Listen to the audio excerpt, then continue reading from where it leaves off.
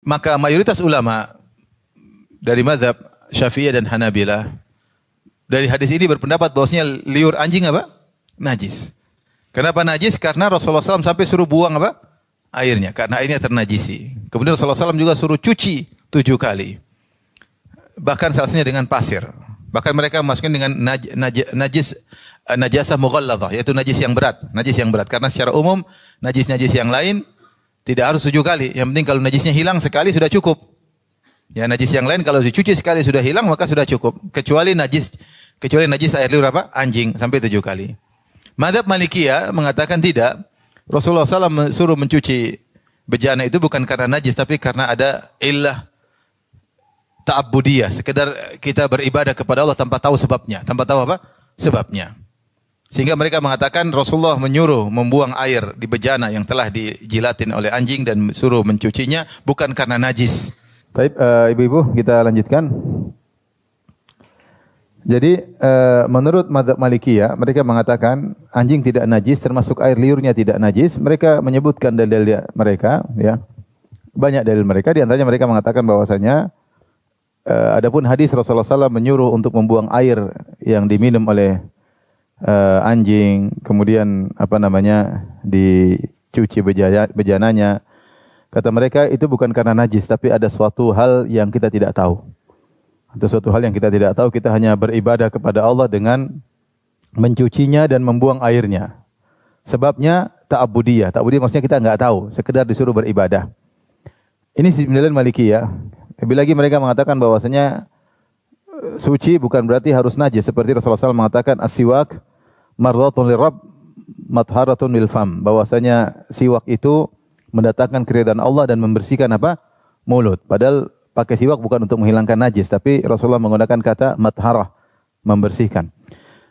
Pendapat Malikiyah ada sisi kuatnya, namun lebih selamat pendapat jumhur ulama bahwasanya air liur anjing adalah najis, apalagi dalam riwayat Rasulullah SAW mengatakan tuhuru ina'i ahadikum. Sucinya bejana salah seorang dari kalian kalau dijilat oleh anjing maka dengan dibuang airnya dicuci 7 kali. Dan dalam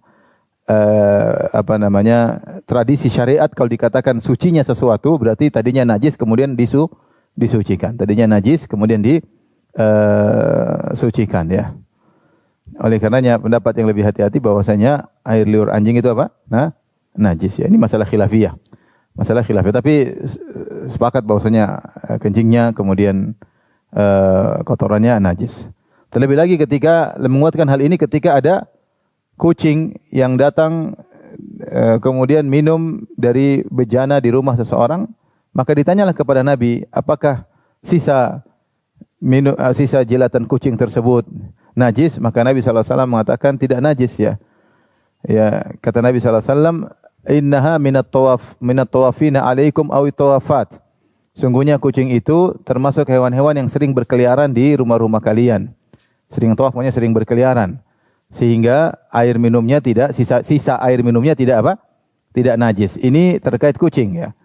Ya, seandainya kucing tersebut di mafhum mukhalafahnya, seandainya kucing tersebut ternyata bukan dari hewan yang sering berkeliaran, mungkin Rasulullah hukumi dengan najis, ya. Maka kucing sisa minumnya tidak dikatakan najis karena dia diberi rukhsah keringanan karena dia hewan yang sering berkeliaran. Nah, anjing tidak demikian. Anjing tidak demikian. Bahkan Nabi suruh kalau dia menjilat bejana disuruh dicuci bahkan 7 kali.